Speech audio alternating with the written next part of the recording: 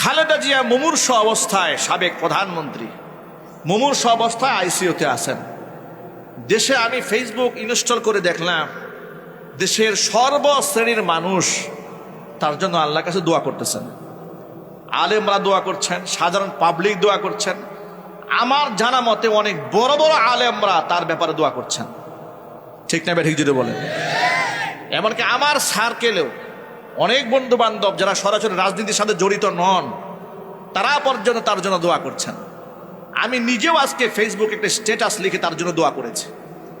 তো নেতৃত্ব দুজনে এবং লং টাইম তারা বাংলাদেশে শাসন করেছেন। একজনের জন্য দোয়া করে বেঁচে থাকার জন্য, আরেকজনের জন্য দোয়া করে ফাঁসির মঞ্চে উঠায় দেওয়ার জন্য। পার্থক্য বুঝতে পেরেছেন তো? কেন? কারণ এই দেশ নেত্রী বেগম খালেদা জিয়া তিনি আলেমদেরকে কত সম্মান দিয়েছেন। আমার সেই দৃশ্যগুলো এখনো পর্যন্ত চোখে ভাসে। আপনারা অনলাইনে সার্চ দিলে এখনো পাবেন। উপমহাদেশের অন্যতম শ্রেষ্ঠতম কোরআনে কারিমের দায়ী মুফাসসির কোরআন শহীদ আল্লামা সাঈদ রাহিমাহুল্লাহ জাতীয় সংসদে বক্তব্য দিচ্ছেন। তার বক্তব্য সমর্থন করে বেগম জিয়া তিনি সংসদে হেসে হেসে হাততালি দিচ্ছেন। আলেমদেরকে এতটুকু রেসপেক্ট করেছেন, সম্মান দিয়েছেন। কখনো দিনকে, ইসলামকে আঘাত করে কথা বলেন নাই। কথা ঠিক না বেড়ে বলেন? রাজনৈতিক লম্বা সময় ক্যারিয়ারে ইসলামকে আঘাত দিয়ে কখনো কথা বলেন নাই। 2013 সালে শাপলা চত্বরে 5 মে লক্ষ লক্ষ আলেম উলামা তুলাবা যখন নির্যাতিত হচ্ছিল, নিষ্পেষিত হচ্ছিল, এই মাজলুম জনগোষ্ঠীর পাশে নিজের দলের নেতাকর্মীদেরকে থাকার আহ্বান জানিয়েছিলেন।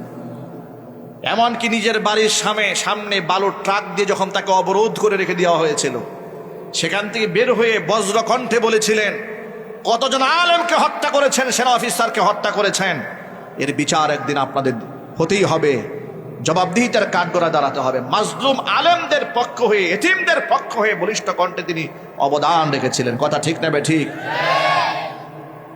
কত নির্যাতিত হলেন, নিপীড়িত হলেন। মানুষ কত ভদ্র হতে পারে আপনি চিন্তা করেন। বছরের পর বছর কারারুদ্ধ করে তাকে রাখা হলো। স্বৈরাচারী হাসিনার পতনের পরে তিনি জেলখানা থেকে বের হয়ে আসলেন। আসার পরে হাসিনার বিরুদ্ধে একটা হিংসাত্মক কথা খালেদার মুখ থেকে শুনেছেন? কথা বলে না কেন? শুনেছেন? এটাকে আদর্শ বলে। কি বলে এটাকে? এটাকে ভদ্রতা বলে।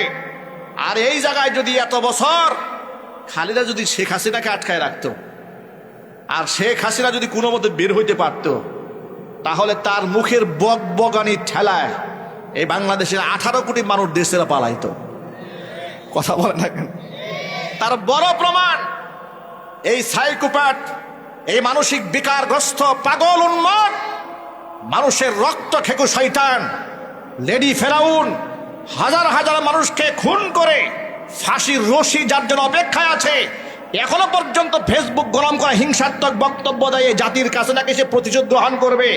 আমরা বলি স্বৈরাচারী হাসিনা বহুত প্রতিশোধে মাটির সাথে নিয়ে এসো। এখন আর প্রতিশোধ নেওয়ার সময় নয়, এখন তোমার প্রতিশোধ গ্রহণের পালা। কথা বলতে হবে, ঠিক কিনা বলেন? এই জাতির সাথে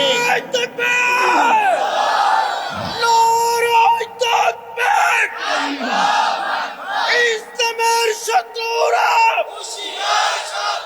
সারা বিশ্বের মুসলিম,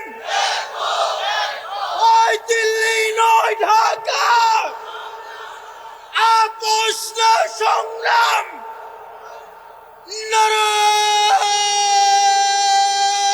তাকবীর।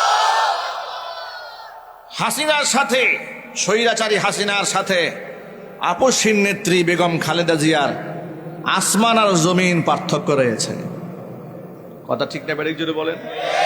আসমান আর জমিন পার্থক্য রয়েছে।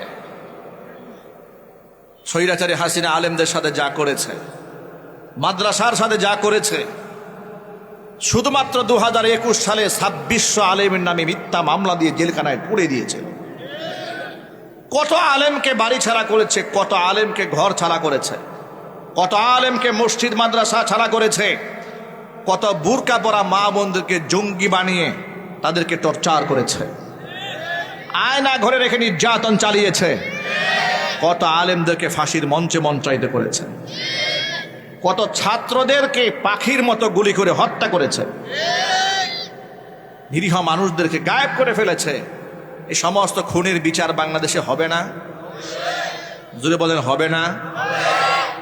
এত খুন করার পরেও কিছু বুদ্ধিজীবীরা বলে যে আগামী নির্বাচনে এদেরকে যদি অংশগ্রহণ করতে দেওয়া না হয় তাহলে ইনক্লুসিভ নির্বাচন হবে না। বিচার শুধুমাত্র স্বৈরাচারী হাসিনা করা উচিত নয়, এই দালালদের বিচার আগে করা উচিত। ঠিক না ব্যাটিক জোরে বলেন? শুধুমাত্র হাসিনার বিচার হবে না, হাসিনার দালাল যেগুলো আছে এগুলোর বিচার করতে হবে। আপনারা কি প্রস্তুত আছেন ইনশাআল্লাহ? কারা কারা প্রস্তুত আমি দুহাত দেখতে চাচ্ছি।